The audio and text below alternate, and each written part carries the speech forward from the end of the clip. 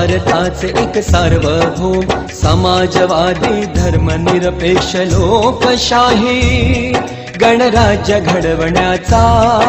व त्याच्या सर्व नागरिकास सामाजिक आर्थिक व राजनैतिक न्याय विचार अभिव्यक्ती विश्वास श्रद्धा व उपासना यांचे स्वातंत्र्य